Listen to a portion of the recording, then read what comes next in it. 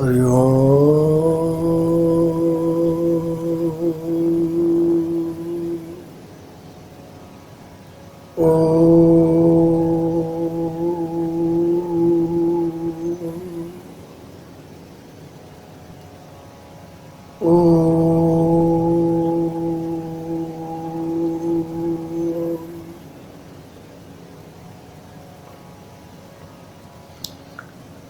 Narayan Narayan Narayan Narayan.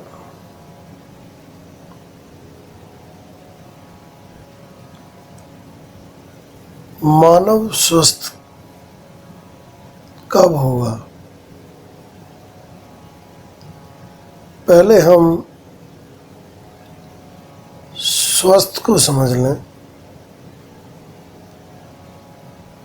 स्वम plus स्थित। स्वम में स्थित रहना ही स्वस्थ है। स्वम में स्थित हम सदैव से हैं,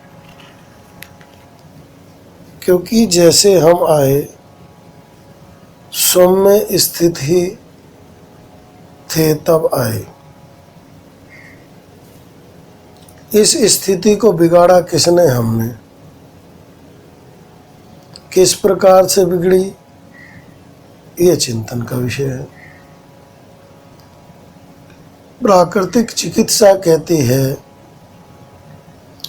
विजातीय द्रव्यों का अधिक मात्रा में इकट्ठा हो जाना ही रोग को उत्पन्न करता है।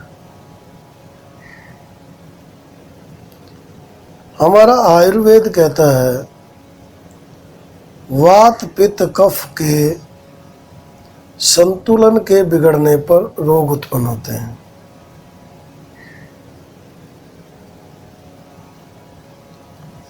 योग कहता है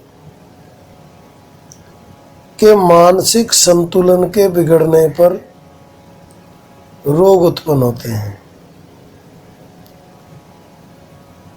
सामंजस्य बिठाने पर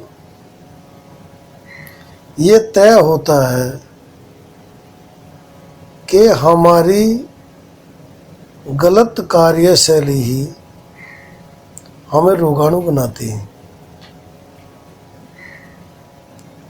हमारा ठीक खान पान नहीं होता,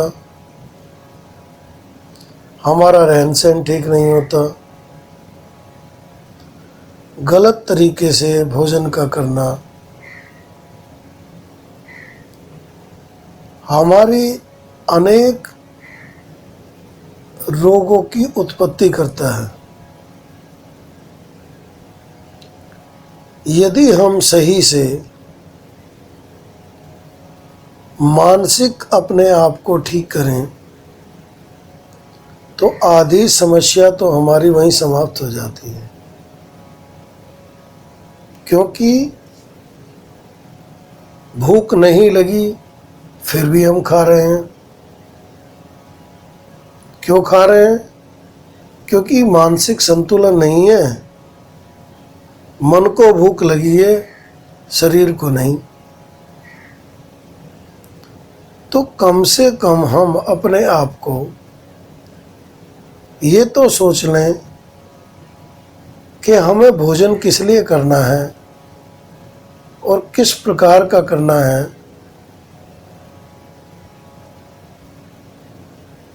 जब ये समझ में आ जाएगा तो स्वस्थ वैसे ही रहेंगे। भोजन पुष्टि के लिए चाहिए, संतुष्टि के लिए चाहिए,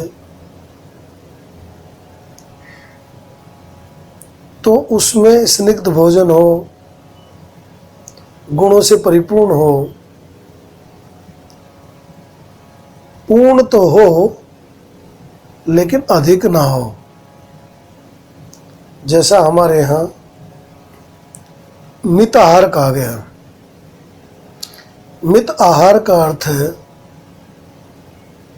जितना भोजन हमें चाहिए उस भोजन के बाद एक टुकड़ा भी जहर के समान है। अर्थात शरीर के लिए जितना चाहिए उतना लें, दो नियम भोजन करने के हैं। एक है भूख लगे तब खाओ, दूसरा नियम है एक समय निश्चित कर लो तब खाओ। इन दोनों नियमों के अनुसार यदि आप चलेंगे तो अनेक रोगों से बचेंगे। भोजन सदा इस प्रकार का करें कि जो सुपाच्य हो और आपके अच्छे रसों में वह मदद करे, अर्थात उसके द्वारा शरीर को ऊर्जा शक्ति मिले।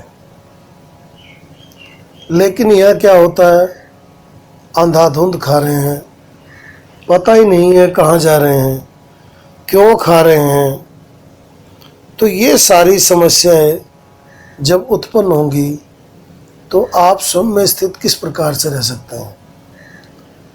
स्वस्थ जीवन बहुत ही आवश्यक है। एक स्वस्थ शरीर में ही एक स्वस्थ मन निवास करता है, और जब आपका मन स्थिर होगा तो आप अनेक प्रकार की जो लड़ाइयाँ हैं, अर्थात संसार से जूझने की जो शक्ति है वो आपको प्राप्त होगी, और आप अपने आप में पूर्ण पुरुष होंगे। अशांति आपके अगल बगल भी नहीं होगी। इस समय में इतना जबरदस्त हम लोगों ने अपने आप को खराब कर लिया है। जैसे आजकल के जो भोजन हैं मैदा से बने हुए, जिसको फास्ट फूड का नाम देते हैं, कोल्ड ड्रिंक्स हैं, हमारे शरीर का सत्यानाश कर रही हैं। बच्चे हमारे फास्ट फूड लेते हैं, साथ में कोल्ड ड्रिंक का सेवन करते हैं। उनको देखो, शरीर उनके फूल रहे हैं, रोगों से अभी से ग्रस्त हो गए, पता ही नहीं जीवन को क्यों ढो रहे हैं। तो आपको यदि शांति चाहिए, सुख चाहिए, समृद्धि चाहिए, आनंद चाहिए, तो उसके लिए आपका योगदान क्या है। जब थोड़ा सा आप अपने ऊपर विचार ही नहीं कर सकते, समय ही नहीं लगा सकते, तो आप स्वयं में स्थित कैसे होंगे। दोषारोपण हम एक दूसरे को बहुत जल्दी से कर देते हैं, लेकिन अपना नहीं सोचते कि हम कहाँ जा रहे हैं और क्या कर रहे हैं। इसीलिए पहले अपने आप को स्वस्थ करने का प्रयास करें। पहले भोजन बहुत कम था, अन्न की बहुत कमी थी, लगभग भूखे प्राय ही लोग रहते थे। लेकिन 7-7 फुट के जवान, मजबूत और मेहनती व्यक्तित्व वाले हमारे पूर्वज रहे। उसका कारण था कि उन्होंने अन्न नहीं मिला तो दूध दही के सेवन से, मक्खन से, छाछ से आनंदित होते थे और उसी में हष्ट-पुष्ट होते थे। आज हमारे पास साधन तो अधिक हो गए खाने पीने के, लेकिन शक्ति विहीन हो गए हम। एक जवान व्यक्ति को भी चक्कर आते हैं, वो बूढ़े भी 80-80, 90-90 साल के आज भी हृष्ट पुष्ट हैं। तो इस पर विचार करना होगा, क्योंकि उनका भोजन वही उखल, घर की चक्की और इन सब चीज़ों से, संसाधनों से परिपूर्ण थी, जो कि गांव में ही उपलब्ध हो जाते थे।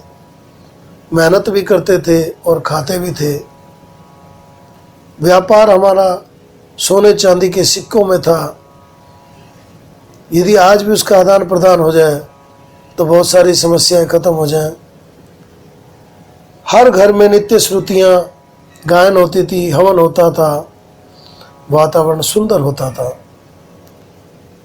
हर घर में नित्य योग, वेदांत और स्वाध्याय जब होगा तो फिर दोबारा हम शांति को प्राप्त होंगे और रोगों से मुक्त होंगे। जब भारत में आवागमन घोड़ा गाड़ी, बैलगाड़ी इत्यादि से होता था, तब मानव स्वतंत्र होगा। आज भी यदि दोबारा होगा, क्योंकि हमने संसाधन तो जुटाए। क्या जीवन पहले नहीं चल रहा था? ऐसी जीवन की वैज्ञानिकता किस काम की,